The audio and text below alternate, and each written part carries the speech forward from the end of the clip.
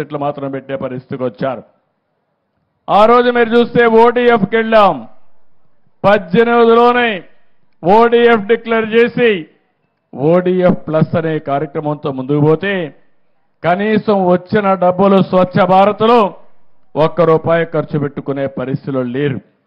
అందుకే నేను మిమ్మల్ని అందరినీ ఒకటే కోరుతున్నా, ఈరోజు రాబోయే 5 సంవత్సరాల్లో 17,500 కిలోమీటర్లు సిమెంట్ రోడ్లు అయిపోతున్నాం.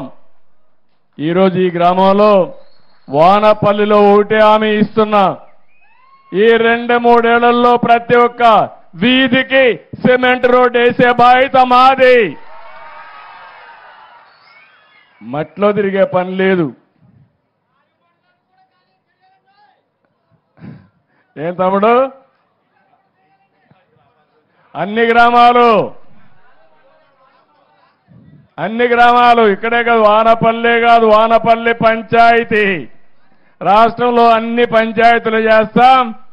5 ఏళ్లలో మీ ఇంటికి పోవాలంటే ఎక్కడి నుంచి వచ్చినా మట్టి అంటకుండా మీ కాళ్ళు నేరుగా ఇంటికి పోయేట్టుగా చేసే బాధ్యత మాది.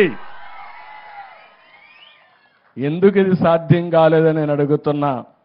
ఇంకో పక్క మీరు ఒకసారి చూస్తే ఇది అవుతానే సిమెంట్ డ్రైన్స్, ఏవైతే గ్రామంలో మురికి కాలువలు కావాలి, మురికి కాలువలు లేకపోతే సిమెంట్ రోడ్లు వచ్చిన తర్వాత ఆ నీళ్లని ఇంటి ముందరుంటే చాలా భయంకరంగా ఉంటుంది.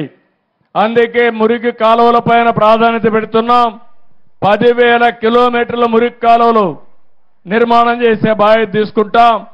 వానపల్లి కానీ పంచాయతీల్లో కానీ ఒకటే హామీ ఇస్తున్నా, ఈ గ్రామాలన్నింటిలో 100% మురికి కాలువలు నిర్మాణం చేసే బాధ్యత తీసుకుంటామని చెప్పి కూడా నేను మీకు తెలియజేస్తున్నా.